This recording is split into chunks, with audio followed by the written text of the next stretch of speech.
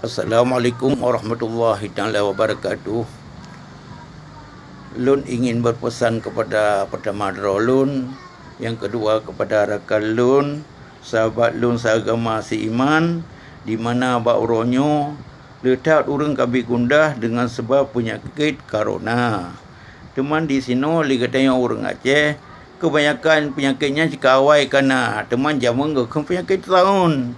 Jadi waktu zaman kena penyakit tahun atau terus penyakit tahun, dia tunggu di kampung, dia tunggu imung gepakat katanya orang kampung untuk sama-sama tabaca wa qur rabbi adkhilni mudkhala sidqi wa akhrijni mukhraja sidqi waj'al li min ladunka sultanan nasira wa qul ja'al haqq wa zahaqal batil innal batila kana zahuqa. Nyan urang awai rata jurung, rata gampung, rata pelosok gejak geken natayang getet perken on perken sua, getet sua gejak dalam jurung. Tema menaci de gede hom bala menuranyo kan ale talale. Hana tetengah tele kenyan, hana perken katua tu wasiat orang tua, manah gore-gore, manah urang di kampung. Teman le dalam buku-buku no terkelang doa-doa di antara lain selawat syifa. Contoh Allahumma salli ala Sayyidina Muhammadin tibbil qulubi wa dawaiha wa afiyatil abdan wa shifaiha wa nuril absari wa dhiyaiha wa ala alihi wa sahbihi wa barik wa sallim.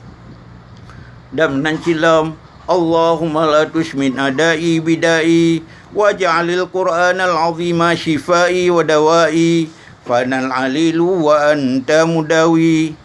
Menancilam bismillah syafi, bismillah kafi, bismillah ma'afi, bismillah wafi, bismillah ra'i, bismillah rabbis samawati wal ard, bismillahilladzi la yadhurru masmi syai'un fil ardi wala fis samai wa huwas sami'ul alim.